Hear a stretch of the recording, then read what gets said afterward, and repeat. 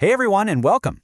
So, you're looking for a new car, and you've hit that classic crossroads. Should you lease it, or should you buy it? It's a huge question, and honestly, it can get pretty confusing. But don't worry, today we're going to break it all down, piece by piece, so you can figure out what's truly the right move for you. All right, let's get into it.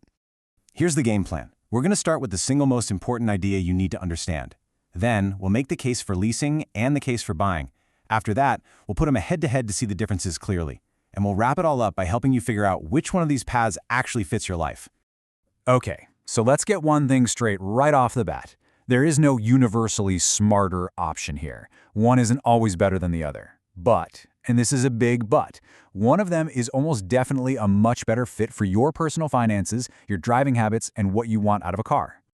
So let's jump into our first section, the core difference. And I'm not kidding, if you get this one concept, the rest of this decision becomes so much easier. It really all boils down to a simple question. What are you actually paying for? And the answer to that question comes down to one word: depreciation.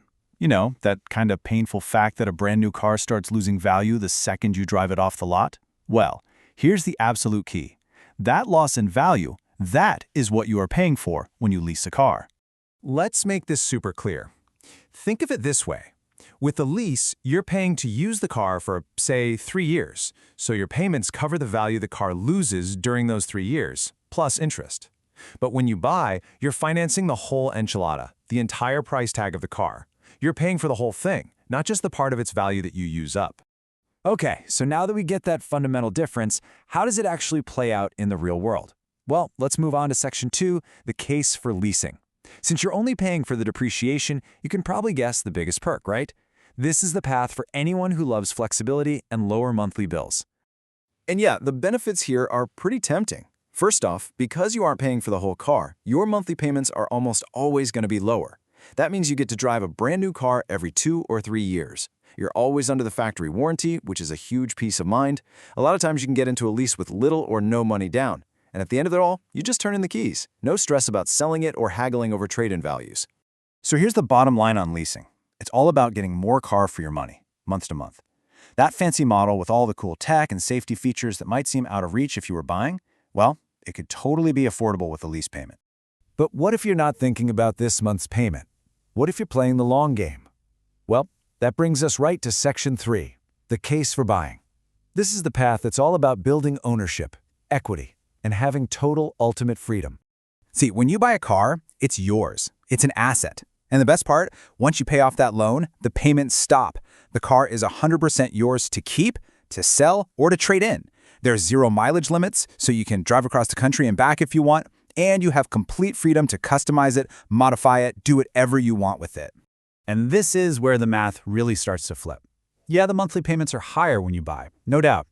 But if you're the kind of person who hangs onto a car for a good long while, we're talking 8, 10 years, maybe more, buying is almost always going to cost you less in the long run than leasing a new car every 3 years. All right, we've heard the sales pitch for Team Lease and Team Buy. So now, for Section 4, let's just put them side by side. A direct, head-to-head comparison where all the pros and cons get really clear. Okay, let's just run down the list. Monthly payment, lower for leasing. Ownership, you only get that if you're buying. Now, mileage, this is a huge one. With leasing, you're limited, usually to about 10 or 15,000 miles a year. With buying, it's unlimited. Want to customize? Nope, not on a lease, but you can go wild if you buy it. And at the end of the term, you either give the leased car back or you own the one you bought. Simple as that. So let's talk about that mileage limit for a second, because it's probably the single biggest gotcha in a lease. What actually happens if your life changes? You get a new job with a longer commute, and you suddenly find yourself blowing past your mileage cap. You're going to pay for it, and it's not cheap. The typical penalty is about 25 cents for every single mile you go over. Now, a quarter doesn't sound like much, but let's say you go over by 2,000 miles in a year. That's an extra $500 check you have to write when you turn the car in. It adds up, and it adds up fast. And that brings us perfectly to our last and honestly most important section. Which path is right for you? We've laid out all the facts and figures, but now it's time to bring it home and connect this to your actual life. So, you need to ask yourself a few questions. First up, are you that person who just loves having the newest gadgets, the latest safety tech, and that incredible new car smell? Does the idea of dealing with repairs on an older, out-of-warranty car just give you a headache? If you're nodding your head yes right now, and you have a pretty standard, predictable daily commute, then leasing might just be calling your name. It is tailor-made for people who just want a new, worry-free car every few years without any long-term strings attached. But what if you're on the other side of that coin? Do you have a really long commute? Do you love jumping in the car for a spontaneous 1,000-mile road trip? Do you look at a car and think, I want to make this my own and keep it until the wheels fall off? If that sounds more like you, then buying is almost definitely the way to go. It gives you the total freedom from worrying about miles, and it gives you that long-term financial payoff of one day having no car payment at all. And hey, one quick but super important note for any of you who are business owners. Leasing can sometimes have some pretty sweet tax advantages. Those monthly payments might be a deductible expense. But, and please hear me on this, you absolutely must talk to your accountant about this. They'll know what's right for your specific situation. You know, it all brings us right back to where we started. The best way to sum this up comes from our research, and it's simply this. Neither structure is wrong.